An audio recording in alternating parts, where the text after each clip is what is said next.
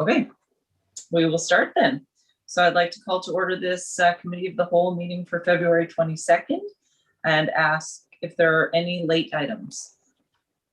Through the chair, thank you very much. There are no items to be added to this agenda. Fabulous. Then I'll look for a motion to adopt the agenda, please. So moved. Second. Moved. Seconder?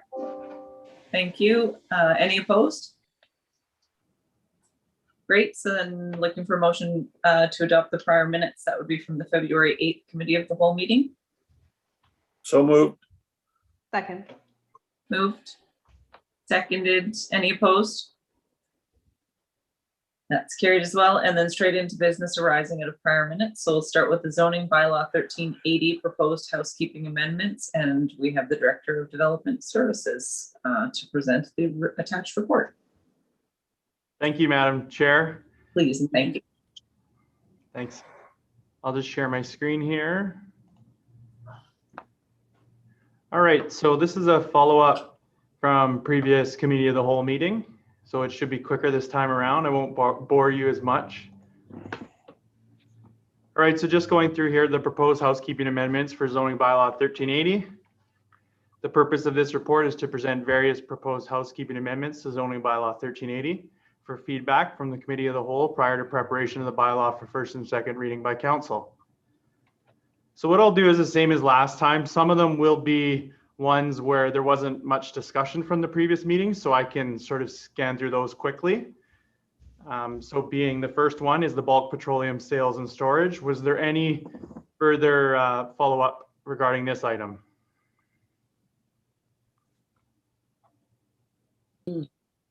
Anyone have any questions from council?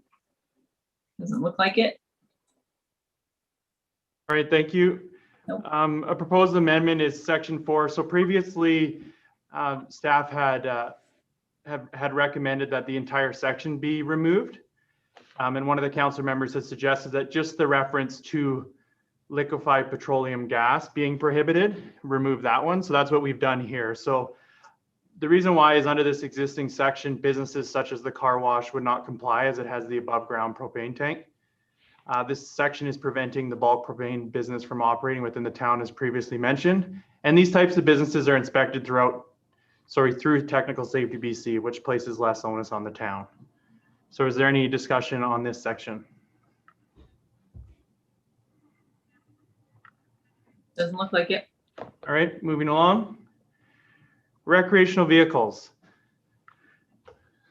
The proposed amendment is replacing section 6.3.1 to state that any residential, commercial, or industrial use located within a tent, trailer, motorhome, or RV is prohibited except for the following: temporary uses associated with a permitted campground, temporary accommodation on town property for forest fire workers. There's exemptions in residential zones. Residential uses within a motorhome or RV during the active permitted construction or alteration of a dwelling for a period of up to 6 months, provided that a temporary RV permit is issued.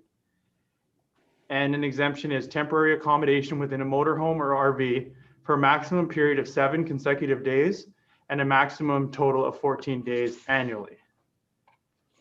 A review of neighboring municipalities, their policies around RVs, has revealed that Oceus does not permit RVs as residences during construction or in residential zones. The only issue that Oceus has with RVs being permanently occupied is within the residential stratified RV resort, where lots are individually owned and therefore it's more difficult to enforce with multiple owners.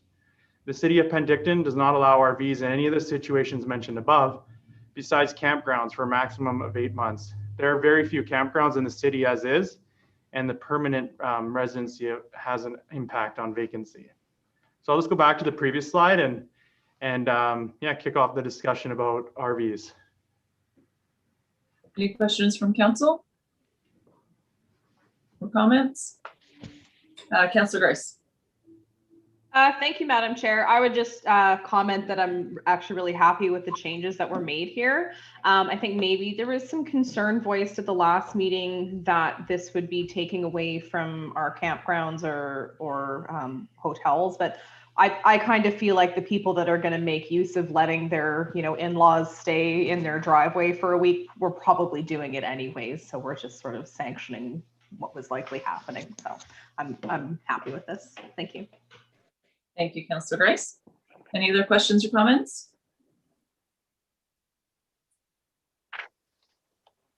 Doesn't look like it. I would echo Councillor Grice's comments. I think that the feedback seems to have been taken, the feedback that we provided a couple of weeks ago, and really laid out all the way through. So thank you for that. Awesome, thank you. All right, sorry for the lengthy slide here, but I wanted to put everything on here. So just regarding the enforcement of previous year-round accommodation, particularly in campgrounds, staff did seek legal advice, which indicated that failure to enforce in the past does not stop the town from enforcing now, and further delays in enforcement also does not stop future enforcement. Zoning can be enforced by tickets or bylaw notices or by petition or trial in BC Supreme Court. The first step would be a letter seeking voluntary compliance. After further research and discussion with the town solicitor, staff do not recommend pursuing enforcement at this time. Recent legal cases in BC have indicated that permanent year-round occupancy of RVs is likely to fall under the Manufactured Home Park Tenancy Act, and thus residents would be protected by provincial tenancy rules. Evictions are also proving challenging during the pandemic. So the situation that we would not want to get into is forcing an owner or I guess asking an owner to comply and issuing tickets when they cannot evict their tenants. And then we're in a difficult situation. Staff do not recommend amending the definition of campground at this time to permit lengthy stays throughout the winter. So as discussed above, RVs are not meant to be occupied for long periods of time, and occupancy beyond 30 days could be considered a residential use and not permitted in a commercial zone. There's also safety concerns that come with occupying an RV during the winter, such as retrofitted wood burning stoves, which has occurred recently, improper installation, improper servicing that could lead to bursting pipes. Even though the use is occurring, and staff still are not recommending enforcement at this time. But that being said, it would be a short-sighted decision to permit the use, as it would impede future enforcement if so desired. I think what I'm trying to get at is this should be thought about a little bit more before you permit throughout the winter, because as soon as you permit it throughout the winter, then people would essentially be grandfathered in and allowed to do that for the rest of time. So I think this is something that staff believe there should be some more thought put into this before we change to allow the snowbirds.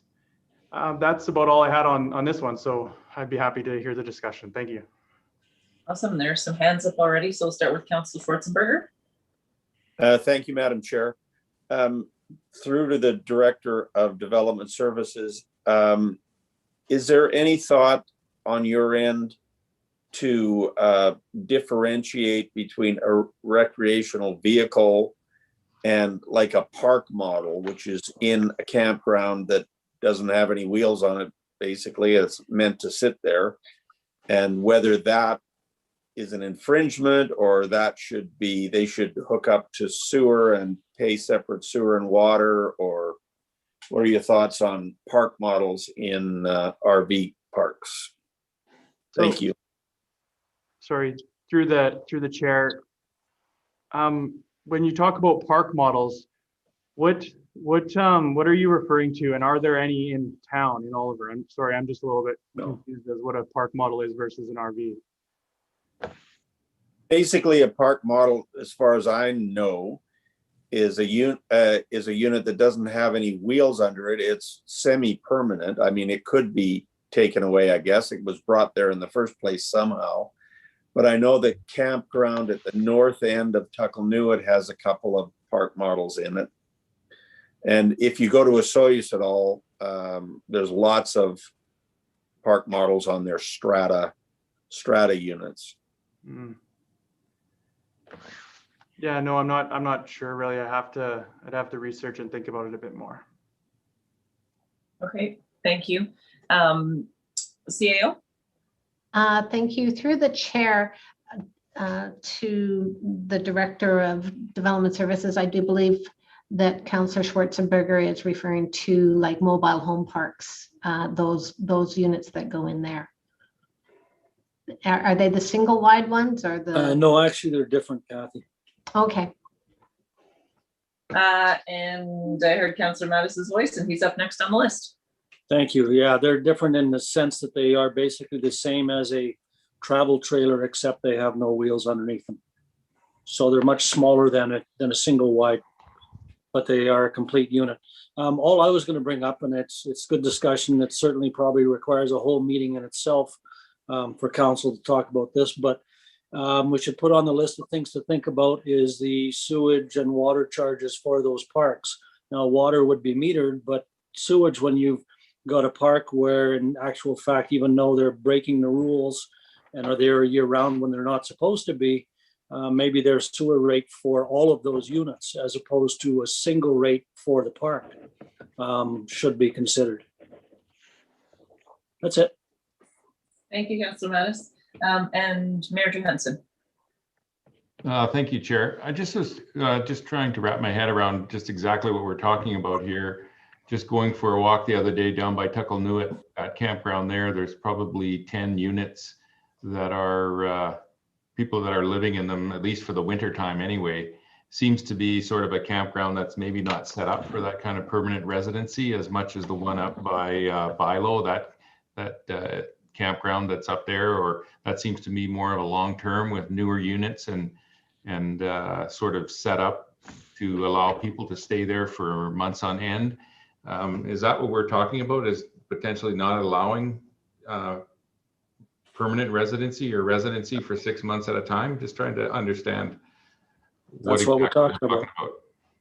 Yeah, Director? so through the chair. So currently the bylaw actually in Tuckalnuit, Lakeside Campground, Desert Gem, the campground north of Tuckalnuit Lake does not allow anyone to use it as a campground from October until March. It's only supposed to be in operation from April until October currently. So that's why originally at the previous meeting, I had suggested, maybe it would be worth just allowing them through the winter. But now I think the best course of action would be if a campground wants to come forward and discuss it further with council and they have proper services installed that won't freeze, and they want to perhaps go through a zoning amendment or a process to allow it during the winter, then that can be looked at on a case-by-case basis. But to just change the bylaw to allow camping and RVs and throughout these campgrounds throughout the winter time is probably a bit of a short-sighted decision.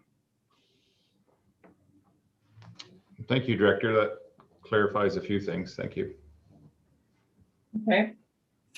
Are there any other questions or comments on this one? Doesn't look like it, but I think just from the short conversation that we've had here, it seems that further conversation would be nice. Thank you. Mobile vending units, adding a definition, adding to section 6.3.6 to state that mobile vending units shall be permitted on all town-owned lands and commercially zoned private properties. I did speak with other municipalities. Within the city of Penticton, mobile vending units are permitted on 12 designated city property locations, as long as they have proper insurance and health and fire department approvals in place, and they're permitted on all commercially zoned properties. In Osuyas, portable vending is permitted on parks and recreation zone properties, as well as in commercial areas and on town property. A business license fee of $1,000 for 4 months is required.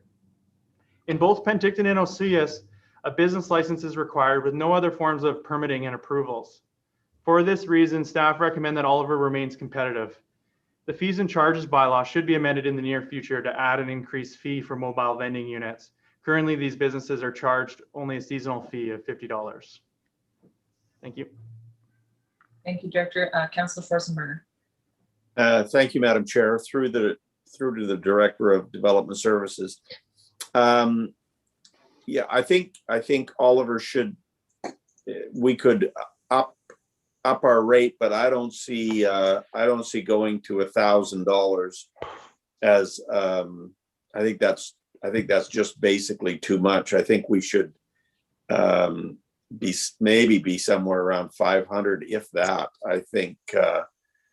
I think the higher the license is, it's going to detract new people from coming on board, and I just think that $1,000 would be way too high.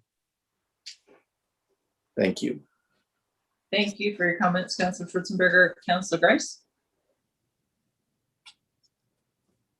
Thank you, Madam Chair. Yeah, I would agree that $1,000 is too much. I was thinking perhaps some kind of a sliding scale, like a one-time use versus, 1 month, 3 months, something like that, might be a model to look at.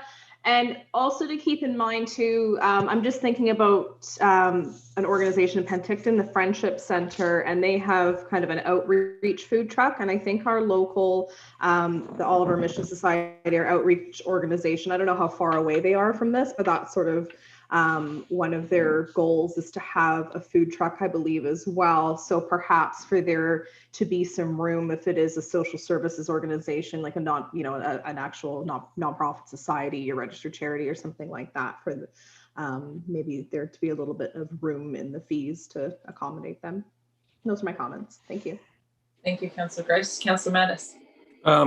Thank you, Madam Chair. I was just going to make the motion that staff be directed to bring forward the fees and charges bylaw for review of mobile vending unit charges at the next committee of the whole meeting. I'll second that. There's a motion that's been moved and seconded. Are there any questions or comments about that motion? My internet got a bit laggy and cut out there for a second. May I ask the corporate officer to repeat it before we vote on it? Please. That staff be directed to bring forward to the next committee of the whole meeting the fees and charges bylaw for discussion. Thank you, Chair Ventimiglia. I jotted down that staff be directed to bring forward the fees and charges bylaw to review the mobile vending units cost to the next committee of the whole meeting. Okay, thank you. CEO, did you have your hand up in addition to that? Yes, I do believe we are looking at the fees and charges bylaw currently, and we're planning on bringing it forward because there's some other changes that we need to add in there. So if you want it just brought forward for the one item. Well, if the rest isn't ready, then it's just the one item and you'll have direction on the one. The other, just out of curiosity, when is the bylaw in its entirety meant to come forward? I will refer to the corporate officer because that is the person that is working on it. Through the Chair Ventimiglia, the fees and charges bylaw typically comes in the fall prior to budgeting. But I do have a couple of items for the fees and charges bylaw, which is the airport fees for the parking of the helicopters and the fire hydrant servicing charges. So those are the two items I have currently. Okay, thank you. Sorry. Yeah, no, that's good. Thank you.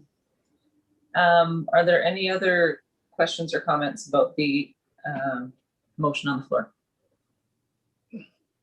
No, so then I'll ask, are there any opposed? Doesn't sound like it, so that's carried. Councillor Mattis, I think your hand is still up from last time. Thank you. Director Gould? Thank you.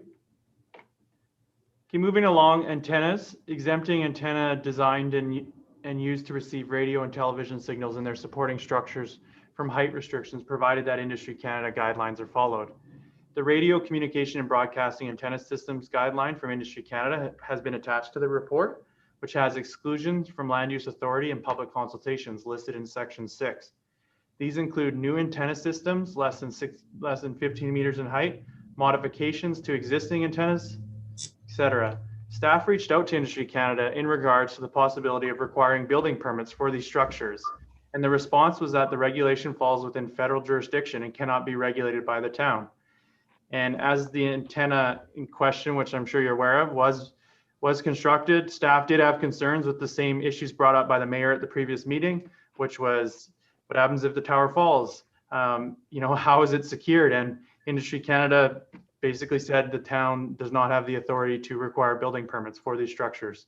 So I just wanted to point that out and provide the guide to the report. Thank you. Thank you. Are there any questions and comments about antennas? Councillor Grice. Thank you, Madam Chair. I would just comment that this may be a resolution for FCM if we feel like we are not happy with having no control over this issue. Thank you. Yeah, good point. Mayor Johansson. Thank you, Chair. I just wanted to ask the director, it says it falls, the response with the regulations fall within the federal jurisdiction. So is there any approval that that an applicant has to go through federally to be able to get permission to install a tower and meet any guidelines about how that tower is installed? Thank you, through the chair. So in the council's agenda package, I did include some information. I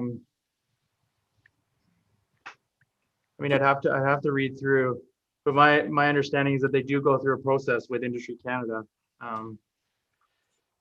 Like I said, I was frustrated with the process as well, and they didn't provide much, much help to me. So, anyways, I don't have much more to add than that.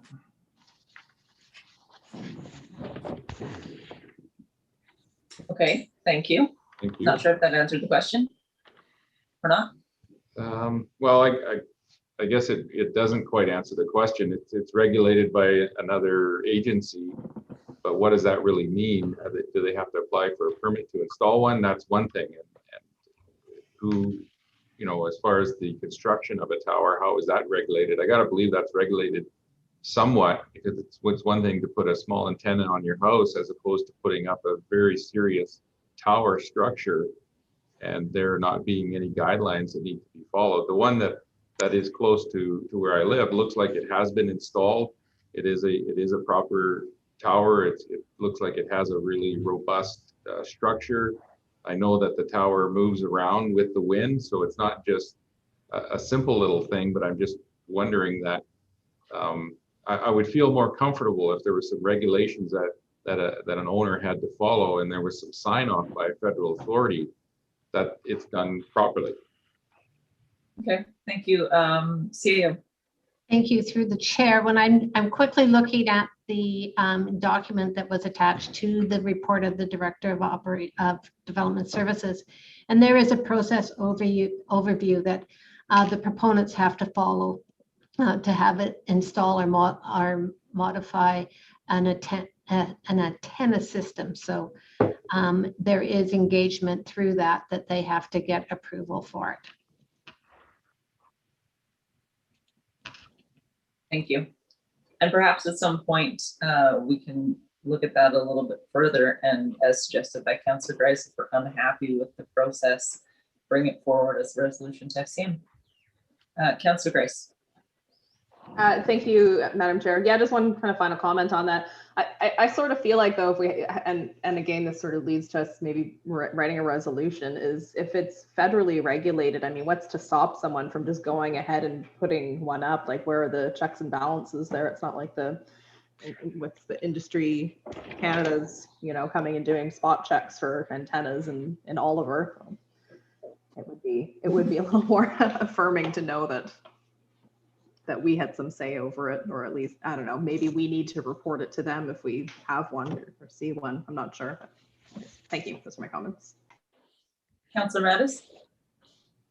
I was just going to say maybe it could be in the bylaw that any antennas erected must meet Industry Canada guidelines. We're not regulating it; they are, but we're saying it has to meet those guidelines. And if they can't prove that it meets the guidelines, then it fails.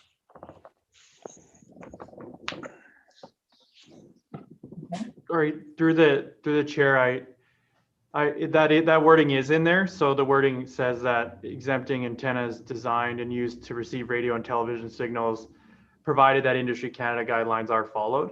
So that wording is in there already. But also too, I can, for the mayor's comfort too, I can find out a little bit more information prior to bringing it for first and second reading on the permitting process through Industry Canada. Thank you for that. And Mayor Johansson? Yeah, just a comment to the director. I think that would be great. And if we had the ability to go and ask the homeowner to provide the documentation, as Councillor Mattis says, that it has been approved, the installation has been approved.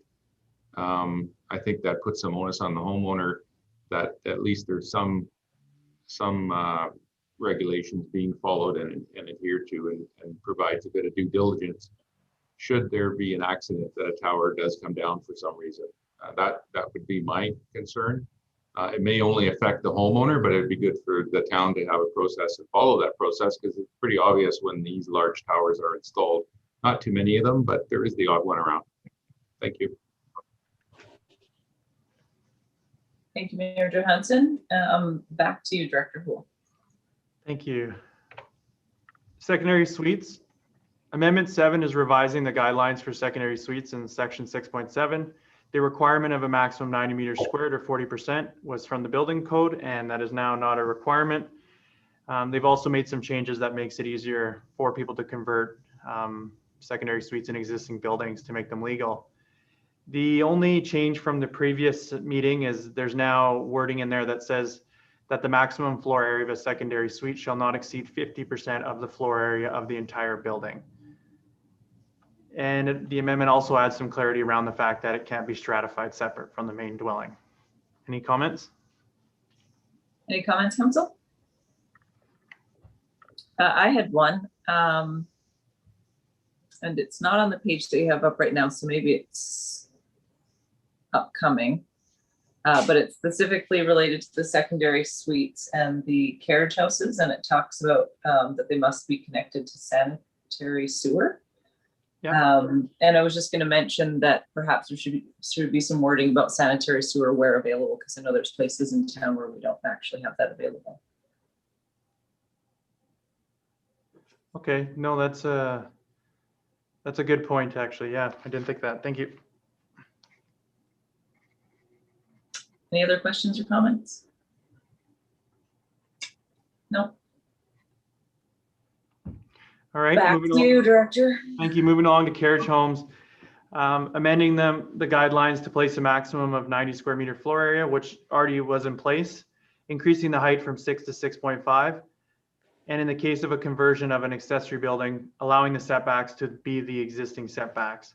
So this is similar to the guidelines from a previous meeting, except I've now removed the wording that stated that the garage was part of the calculation. It's now back to the original calculation. Thank you.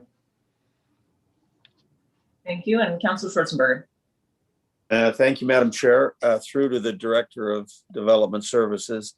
In this proposed legislation, is it possible for someone to have a secondary suite and a carriage house on their property if it meets all the coverage requirements?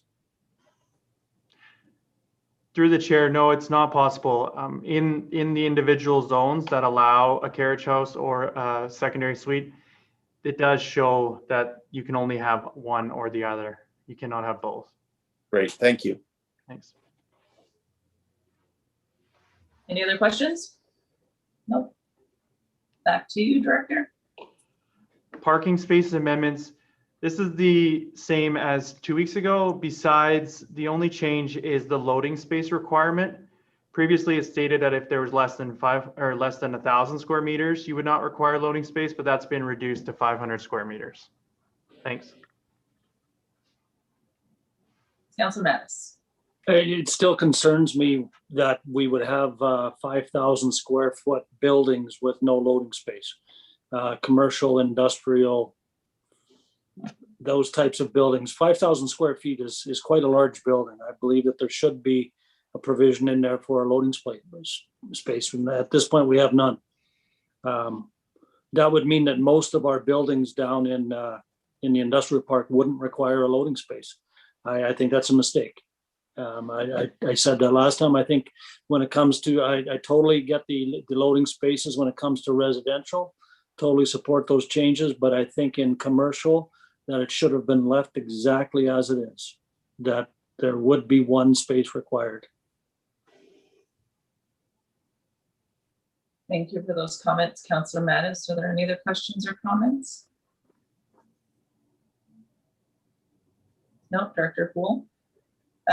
Sorry, Councillor Schwarzenberger. Thank you, Madam Chair. I'm just going to agree with Councillor Mattis here. I think, we're for a larger building in an industrial or commercial site. I think it should be a requirement, and then if someone wants and has a good reason for not wanting to put one in, they could come before council to ask for a variance. But I think in those two zones for larger buildings, it should be part of the bylaw. Thank you. Thank you, Councillor Schwarzenberger. Back to Councillor Mattis. Do we need a resolution to that effect? Because we kind of gave direction last time and it didn't happen. So if that's the case, I hear some heads nodding. I would make the motion then that the parking space amendments as proposed for commercial industrial be left as is.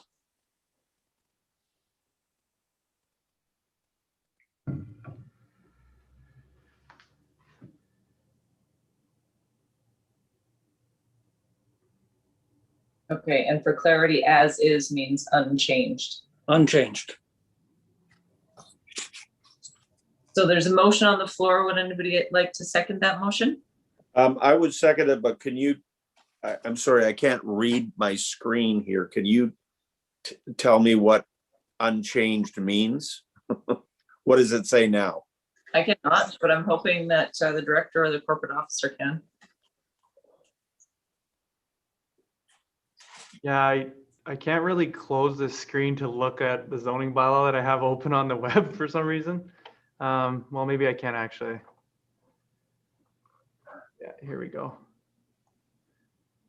So currently it reads,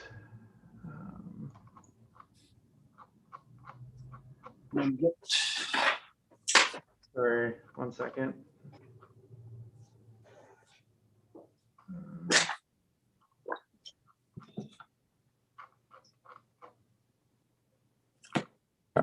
Do you want me to read the whole thing? I have it in front of me. Oh yeah, no, I found it now. So currently it reads 1 per 1,500 meters squared gross floor area.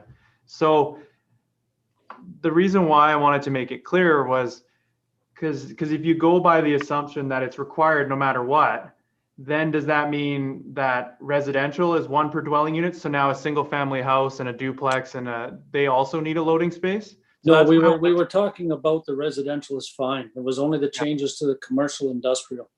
The changes you've made to residential are fine. Okay, so in The commercial. motion is strictly commercial industrial. Okay. So sorry, Director, did you say that originally, like currently reads 1,500 square meters? Yeah, currently it says 1 per 1,500 square meters for commercial, 1 per 1,900 square meters for industrial, and 1 per 3,000 for institutional. So yeah, it's not 1,500 That's square meters. that's too large. Yeah. Yeah, that's 50,000 square feet or feet. something. Yeah. And that's what it said for how long? For how many years has it said that? a long time. A long time. Okay, so even if we're considering leaving it unchanged right now, leaving in that requirement that a building basically over 10,000 square feet or plus in the commercial or industrial zones requires a loading zone, we can possibly go back and have that conversation later if that's even the correct amount. Yeah, I can work on this and I understand the intent of council now, and I can work on it to make it clear. Now that if we're rounding down though, then if you keep it, if you say 1 per 1,500, well, if someone builds 749 square meter building, now that's 0.49. Now does it round down and you don't need a loading space, right? So I need to think about it and make it a bit clearer. Okay, that's good. But I think you've got council's intent. Councillor Grace. We want to have loading spaces. Thank you. So just to Counselor. clarify though, Counselor Mattes, you feel that 1 per 500 meters square is, I thought it was, no, I thought it was lower than that, actually. I didn't realize was that the changes from 5,000 square 15 to 500, from 1,500 down to 500. But basically, I want us to have a loading space in industrial and commercial zones. That's what I'm asking for. so it should be 1 per building regardless of size, minimum. There's got to be a minimum size, in my Yeah. opinion. Well, the reality is if you have a 10,000 square foot lot and you're putting up 1,000 square foot building, it's not onerous to have a loading store because you've got 9,000 square feet left over to do that. If you've got a 10,000 square foot lot and you're building a 10,000 square foot building, then you should have provision in there for loading zones that you're not blocking your neighbors in order to unload vehicles. Okay. Right. I think the number needs to be lower than 500 meters squared. Well, I'm not sure, but there's a number there that, yeah, if your building is such that you've got room on the property for a loading spot, then the loading spot should be on the property. And if you're giving 100% coverage to the property, then we definitely need to have a loading space somehow in that property rather than at your neighbor's place. I'm not sure if I'm making it clear enough here, and I hopefully the director's getting a clearer picture of what I'm referring to here.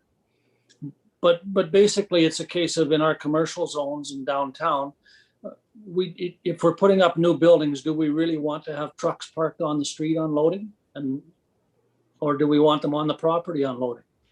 That's really what it comes down to. My choice is to have them on the property unloading. Yeah, if I could. Go ahead, Councilor Grace. Sorry, just to follow up. I mean, I agree that there should be loading spaces as well. I'm not sure what the number should be. I mean, it seemed to me that 500 meters squared seemed appropriate. But I think we need to make sure that the director has that direction. And also we're going to have to defeat this motion if we don't want it to stay. Well, I will actually withdraw the motion because you're absolutely right. It doesn't make sense to have that motion on the floor, but I think we're giving maybe I can't withdraw it at this point because it's been seconded. But you cannot. I think the director's getting a clearer picture. I'm not sure that council needs to set the actual number, that the director can come back with some ideas for us as to how to resolve this so that unloading doesn't occur in the street. I mean, all right.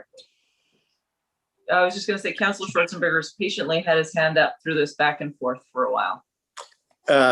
Thank you, Madam Chair. Yeah, I'm certainly happy with allowing the director to come back with some suggestions. I think it's possible that industrial and commercial should be looked at separately.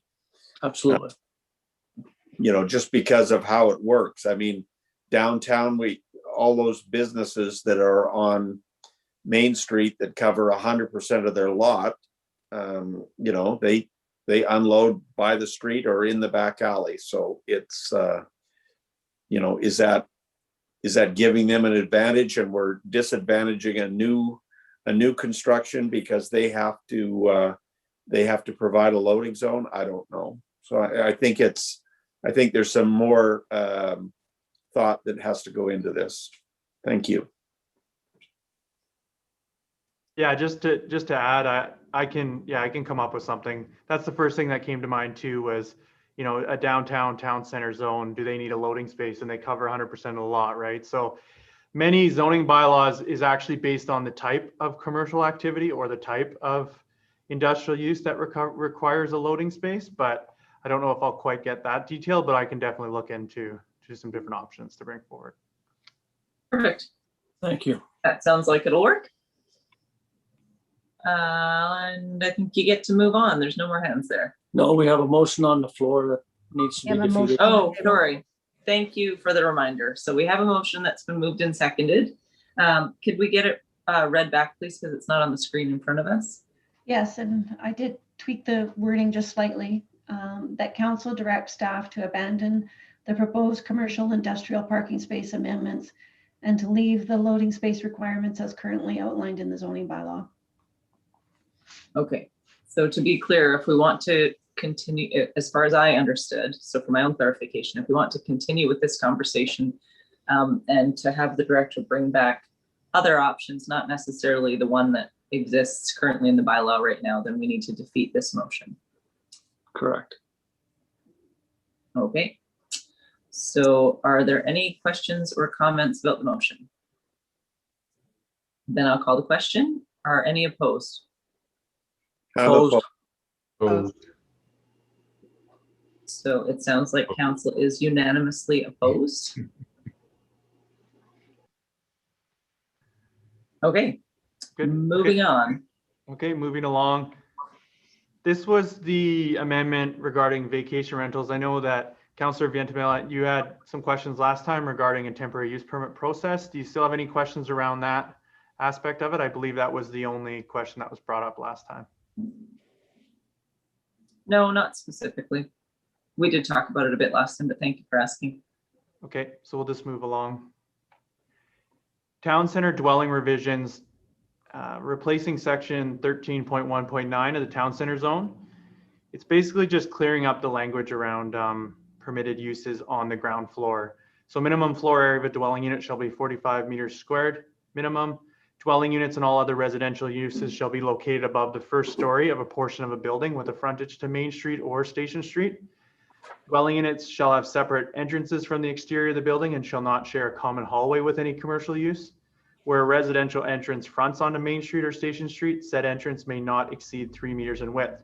For parcels in the town center zone that front onto secondary streets such as Bank Avenue, Veterans, Fairview, and School, dwelling units on the first story have previously been permitted via way of an apartment use. Limiting the residential entry width will ensure that the fronting commercial portion of the building remains dominant. And just a note that this amendment would now require commercial uses on the main floor of properties fronting Station Street, which it did not have before.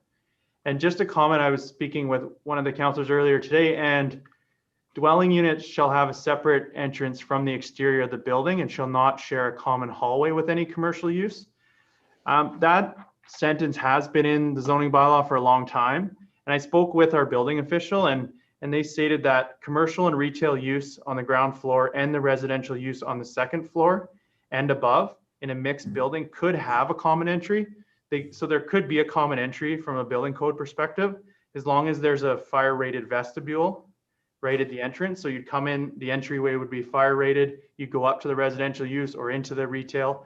So it is possible that that sentence could prohibit someone in the future if they wanted to do a common entry where you'd go in and access the commercial and residential. So definitely when I bring it forward, I would recommend removing the portion that says that dwelling units shall have separate entrances from the exterior of the building, if that makes sense. Okay, any other comments? Councillor Mattis? That was me that raised that question with the director this afternoon, because I was concerned that it actually limits people's ability. So are we going to make the change that would allow the vestibules and eliminate the shared hallway, so to speak? Again, do we need a resolution from council to that effect? Because it could prevent development of suites above buildings downtown if they can't share a hallway.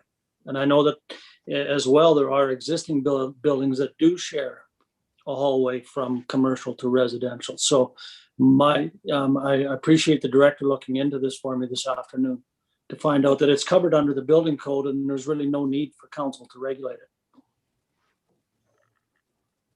Well, and thank you then for bringing that up, Councillor Mattis. I think the director's indicated that he's going to remove that sentence before bringing this back to council. So I believe that if there's no opposition to that, then we don't need a motion. And that would also be for section 19, 20, and 21 of your changes as well. Yeah, and it's also in quite a few of the other industrial, quite a few of the other zones, so I can remove that in there as well. Thank you. Good conversation. Are there any other questions or comments? Back to you. Awesome. So this one was discussed before, which is removing the one dwelling restriction in the C2 and C3 zone properties. Are there any other comments?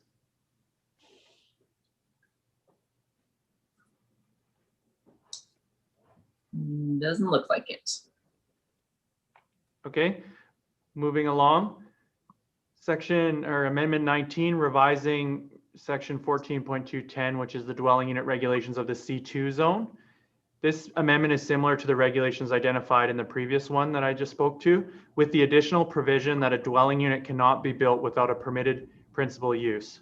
Furthermore, the regulations clarify that a standalone residential building cannot be built in the C2 zone, for example, at the back of a property. The reason for this is that it is a commercial zone, whereas the town center zone speaks to mixed use, so you could build just an apartment in that zone, but these are commercial zones, so the commercial use should be principal. And you can see in this map here, the C2 properties are all the ones along the highway. So that's the Oliver Place Mall there, properties along the west side of the highway, where the water depot is, and then all the way down sort of stops here. And I believe the South Mall is also C2. Are there any comments on this amendment? No hands are going up. All right, moving along, C3, this is the exact same as the previous amendment I just mentioned, but this is the Station Street, Oliver Eats area of town. Yeah, it's basically the exact same discussion I brought up before. Any questions or comments? Not a one. All right, and then other amendments. Amendment 9, amending the term land area to land or to parcel coverage. Amendment 10, was previously mentioned. 12, 13, no issues from council in the previous discussion. 14, same thing. Amendment 18 is an added one, which is reducing the front parcel line setback for C2, which is the commercial highway zone, from 6 to 4.5. The Ministry of Transportation allows buildings to be built within 4.5 meters of the highway. If they're closer than that, then they have to go through a highway use permit. But currently the front setback is 6, and staff have identified that that can be reduced to 4.5. It gets buildings closer to the street and activates that front a little bit more. Amendment 23 and 24 was reducing the interior setbacks for industrial buildings. And then 25 is the visitor center cafe. And are there any comments on these sort of smaller amendments? Councilor Grice? Thank you, Madam Chair. Through to the director, can you just scroll back to where C2 is? I'm just thinking about previous discussions when we were talking about cafes, for example, and wanting to have like sidewalk seating and that sort of thing. So I'm just wondering how reducing that setback might affect a business like that. Well, the setback is from the property line, and the sidewalks would not be on the property. They'd be on, yeah, they would be on the actual right of way. So I don't think that would impact anything. Okay, that's good for me then. Thank you. Thanks. Any other questions or comments on the other amendments? I do All not right. see it for you. Thank you. We're getting close. Options for council is that committee of the whole refer the proposed bylaw amendments as presented to the March 8th regular open council meeting for first and second reading. 2 is that the committee of the whole refer the proposed bylaw amendments with any identified changes to the March 8th regular council meeting. And option 3 is that the committee of the whole refer it back to staff.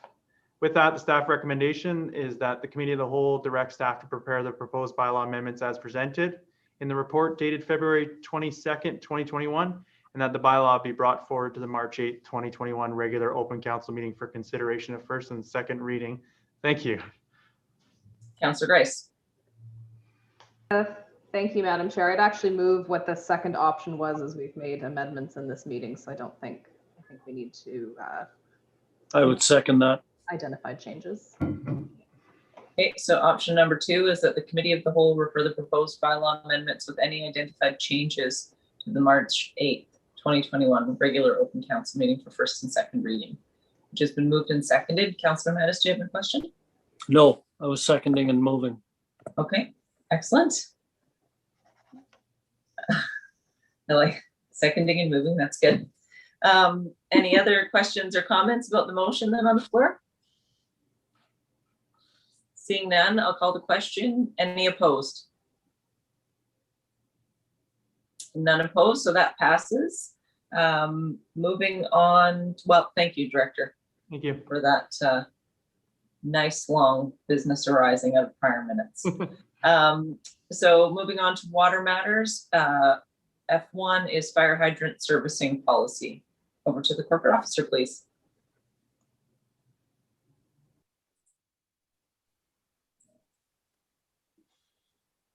You're muted, Diane.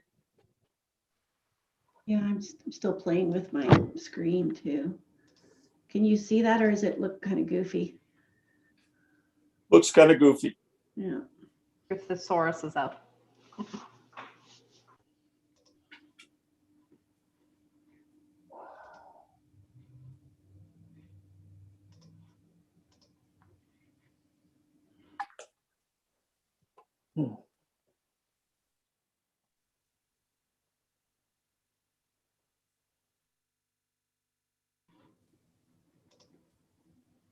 Okay. I think I got it. There we go. My webcam fell off my coffee cup. There we go. Thank you, Chair Ventimiglia. The report before council is the fire hydrant servicing policy. It's a part of council's review. We brought forward the policy on April 27th. In the review, it was determined that there were some processes underway that were slightly in contravention of the current policy. The Director of Operations and their staff indicated that stratas and other property owners that have fire hydrants are advised that it is their responsibility to test and maintain their hydrants and keep records. On request, Public Works will service hydrants and repair as a cost recoverable and for the works, and it outlines what the level 2 servicing comprises.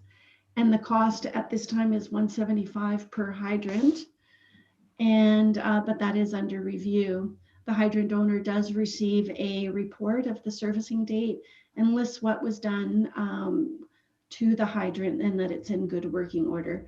Currently, there are 6 stratas in town that request yearly fire hydrant maintenance.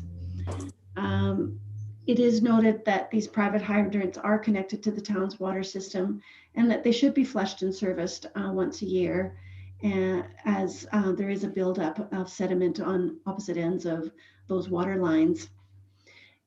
We were trying to determine the contents of the existing policy, and the former Public Works manager noted that council brought in the policy as town staff were servicing hydrants that were, and they were just charging it against our bylaw or our general ledger. So we were bearing that cost. So after adoption of that policy, they discontinued that service, but only at the owner's request. I do outline that most municipalities, they don't inspect or repair private hydrants, but they do put in place a very comprehensive requirements for property owners to maintain and report and paint, and staff feel that that may be a little bit of an administrative burden. I did communicate with MIBC with regards to town staff servicing private hydrants, and they do recommend that we implement a permission to enter a form that a property owner would sign to help alleviate some of that risk to the town. They weren't able to comment whether or not we would be liable for any losses because we don't have, there would be no details on a claim at this time. And additionally, if council approves, we've developed an administrative bylaw that outlines the process, policy, for private and public hydrants, and establishing a fee for those servicing of private hydrants. So the motions before, the options before council are that you may rescind the fire hydrant servicing policy. You may wish to refer back to staff for additional information, or you may wish to continue with the fire hydrant servicing policy as it remains. The recommendation from staff is that we rescind the fire hydrant servicing policy dated April 28, 1986. So to ensure that we do meet the requirements of the BC Fire Code, as I mentioned, an administrative policy has been developed to ensure that the functionality, effectiveness, and to reduce the risk of contamination and or damage to the community's water infrastructure has been developed for our public systems and for private, if a property owner does make that request to the town. And I can take any questions. Thank you. Thank you, Corporate Officer. Councillor Grice. Thank you, Madam Chair. I've got a couple of questions, and so I'm a little bit confused because I feel like what you're saying is that we no longer want to service fire hydrants. However, the policy that we're looking to rescind says that we are ceasing the practice of servicing fire hydrants. So I guess that's my first question. That's true. And I should have noted a bit ago, we've got 4 minutes to go in this meeting. Okay. Thank you. The existing policy indicates cease servicing. And as I mentioned, the former Public Works manager indicated that it was to cease servicing hydrants and charging against our budgets. That's what was occurring. So that was put into place. But if we do get a request from an owner, we will, but it is a cost recoverable. Okay, thank you. And I guess my second question is, if we're not going to provide this service any longer, are there other options readily available for fire hydrant servicing?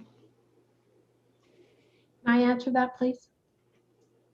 Please. We are planning on continuing to provide that service if they ask us to, and it would be at their cost as well. Staff do consider that it's a good practice to do because it does protect our water system if they ask us to do the servicing on it. And it's, I think currently we do about 5 right now. Okay, 5 so or 6. staff still wants to service the fire hydrants. We're just cleaning up an old policy. That's correct. Okay, that's good for me then. Thank you. And through the chair, Ventimiglia, there are a number of private companies that will service. So some private property owners do contact these agencies to service their hydrants, like the malls and such. It's, I think, 6 stratas that are contacting the town right now. Okay, thank you. And if I understood you correctly, earlier you said there is an administrative policy that's being developed that more or less takes the place of this one. That's correct. So Councillor Mattis. You're muted. Councilor Mattis, you were Councillor muted. Mattis? Sorry, I will make the motion that council rescind fire hydrants servicing policy dated April 28, 1986. Second. Okay, thank you. So that's been moved and seconded. Are there any other questions or comments? Seeing none, I'll call the question. Any opposed? And with none opposed, then that passes. So we are just 2 minutes away from the end here. Public question period. Are there any questions from the public?